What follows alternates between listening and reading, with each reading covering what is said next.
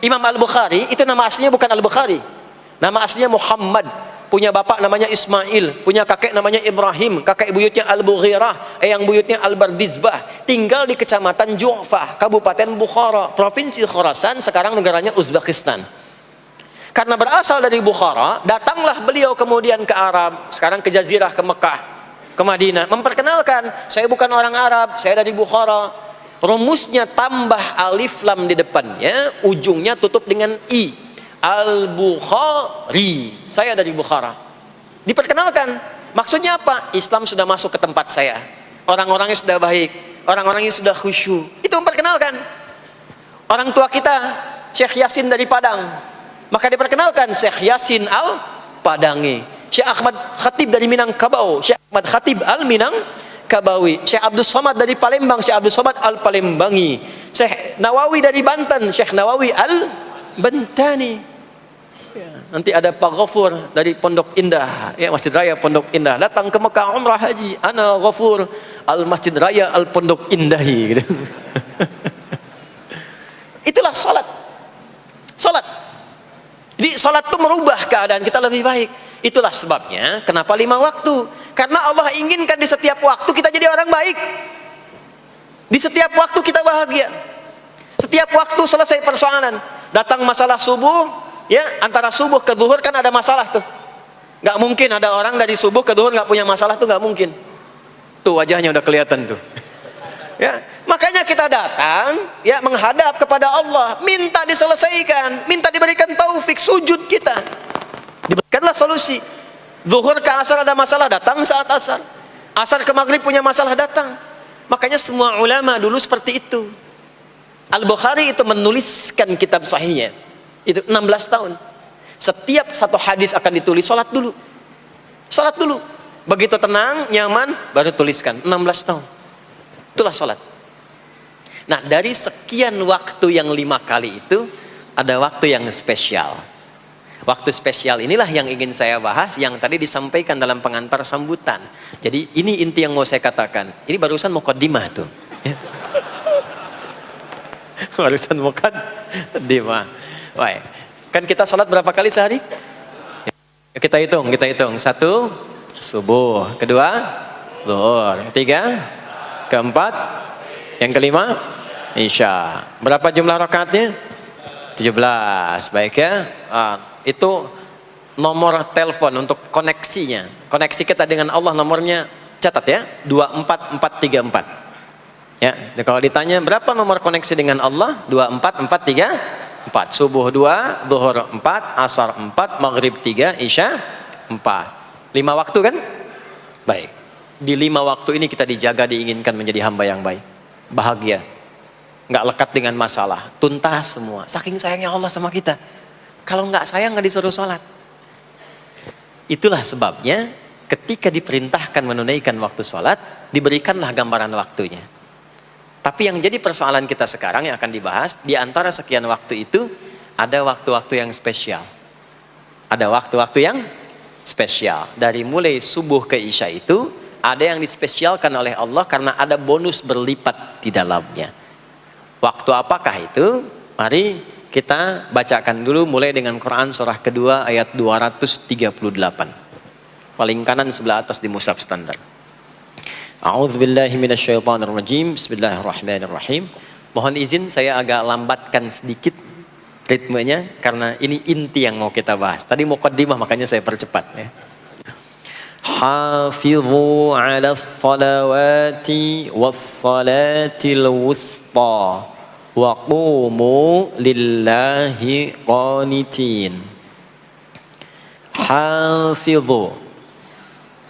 Kalau Bapak Ibu lihat mushaf terjemah, diterjemahkannya dengan jagalah. Jagalah itu ihfadhu, hafidha yahfadh. Tapi kalau ada alif setelah ha, hafidhu, itu berarti fi'il madhinya, past tense-nya, akar kata kerjanya hafadha, yuhafidhu. Alifnya mufa'alah, bermakna saling. Jadi mengartikannya begini, hafidhu 'alas salawati. Hei, hendaklah kalian saling menjaga waktu sholat. Kalau saling itu sendirian atau banyakan? Banyakan. Jadi kalau bapak di rumah ada 5 orang, bapak, ibu, dan 3 orang anak, maka jangan soleh sendirian, Pak. Ingatkan anaknya, ingatkan istrinya. Istri bangun duluan, ingatkan suaminya. Makanya waktu sholat itu, maaf, jangan cuma disandarkan pada azan yang kita dengar di masjid, harus hafal. Bahkan nanti gini, di Quran surah keempat ayat 103 itu, di ujung ayatnya, itu ada penanda ciri standar orang beriman. Maaf, kita tanya dulu nih, kita beriman tidak hari ini? Halo, beriman? Hati-hati ya, karena kata Nabi ada yang subuh beriman, sorenya sudah kufur tuh. Ya, yusbihu mu'mina wa yumsi kafira. Hati-hati ya. Yuk, apa ciri orang beriman tuh? Iman itu konfirmasinya bisa didapatkan satu melalui suara adzan. Adzan itu sama dengan penanda waktu sholat. Tahu dari mana iman itu bisa dicek dengan suara adzan? Quran surah ke-8 Al-Anfal di ayat yang kedua. Innamal mu'minuna alladzina idza dzukirallahu wajilat qulubuhum. Sungguh insan beriman itu ciri standarnya bisa dilihat. Kalau disebutkan nama Allah, ada konfirmasi iman dalam hatinya. Jadi iman itu letaknya di kolbu. Nanti konfirmasinya lewat suara adzan, dipanggil, disebutkan nama Allah. Makanya disebutkan nama Allah 5 kali dalam sehari untuk mengecek iman ada nggak dari subuh sampai isya. Ya, Allahu Akbar, Allahu Akbar. Ada getaran di hati kita, sudah adzan. Nah, itulah iman. Itulah iman. Makanya orang yang punya iman dengan yang belum punya iman akan beda getarannya. Ini hanya dimiliki oleh orang yang punya iman saja.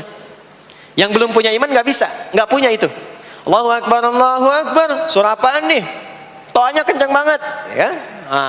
Tapi kalau orang beriman, Allahu Akbar, Allahu Akbar, ya Allah sudah adzan. Itu konfirmasi itu. Nanti semakin tinggi imannya, bahkan ada yang orang sudah menunggu sebelum tiba waktunya. Tadi subuh jam 4 lewat 13 di sini. Ada yang nunggu dari jam 3. Padahal belum dipanggil. Ya. Masya Allah. Di Bekasi 4 lewat 9. Allahu Akbar, Allahu Akbar. Adzan. Ingat dia. Nah, itu ciri beriman. Cuman imannya standar. Jadi bukan iman yang kuat. Standar. Kuat belum, lemah tidak. Allahu Akbar, Allahu Akbar. Jam 4 lewat 9. Jam 3 sudah bangun. Nunggu itu. Iman yang kuat. Masya Allah. Ada yang baru subuh dan nunggu isya. Tunggu. Kuat. Ada yang sudah qomat, sudah la ilaha illallah, belum kepanggil, dipanggil 4 lewat 9, dia baru bangun jam 9 lewat 4.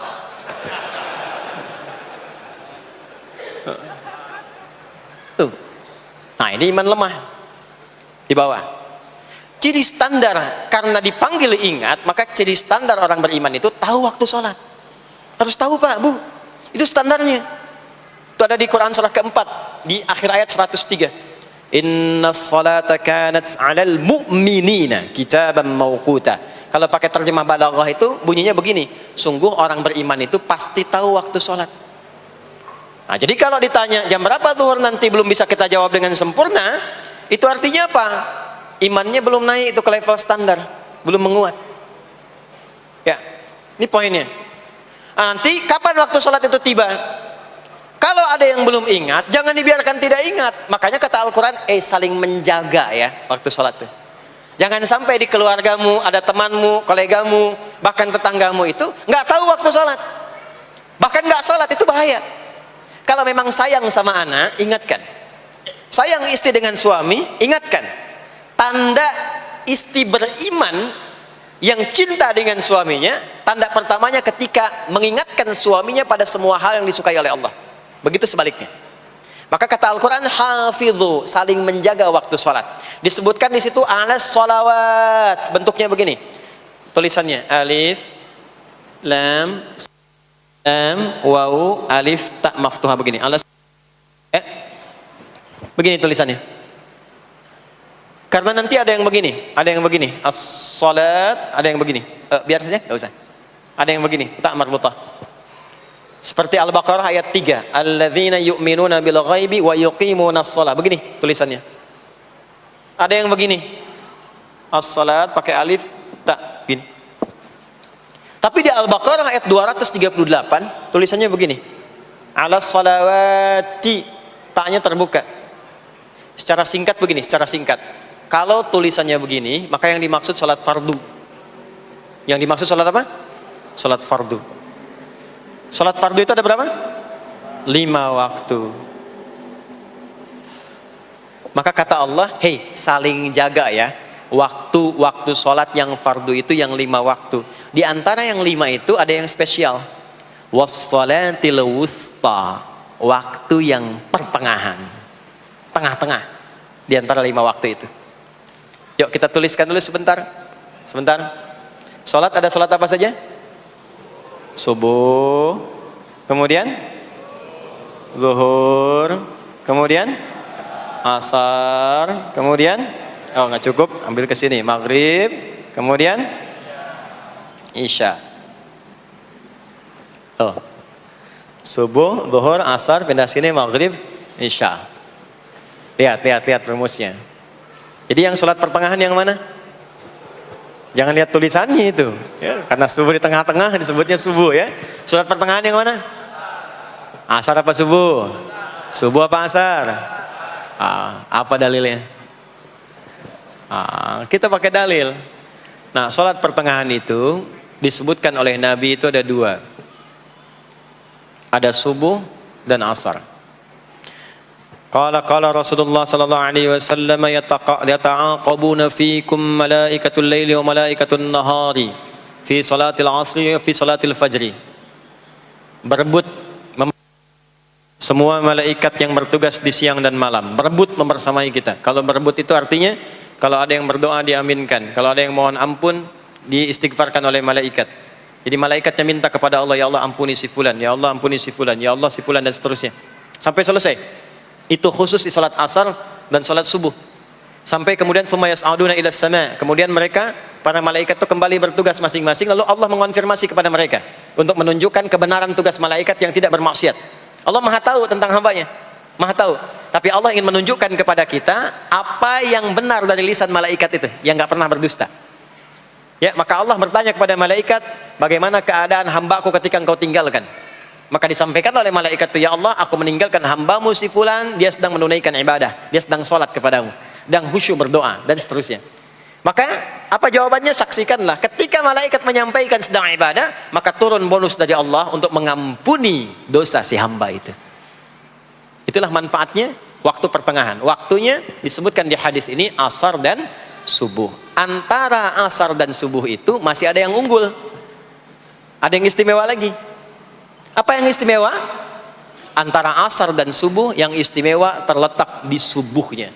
Jadi dari 5 waktu ini, yang pertengahan asar dan subuh, karena amal di bawah ditunjukkan untuk mendapatkan penilaian langsung dari Allah seketika dan memberikan jawaban dari apa yang kita inginkan, asar dan subuh. Tapi dibandingkan asar dengan subuh, bila keduanya dibandingkan, dua-duanya mulia. Maka subuh punya kemuliaan yang tidak dimiliki oleh asar. Ya, makanya nanti asar bisa bertemu dengan zuhur, masih ada jama, masih ada qasar. Maghrib ketemu isya, masih ada jama, ada qasar. Ya, tapi subuh nggak bisa di jama, nggak bisa di qasar. Ya. Makanya subuh letaknya jauh, ke isya jauh, ke zuhur jauh.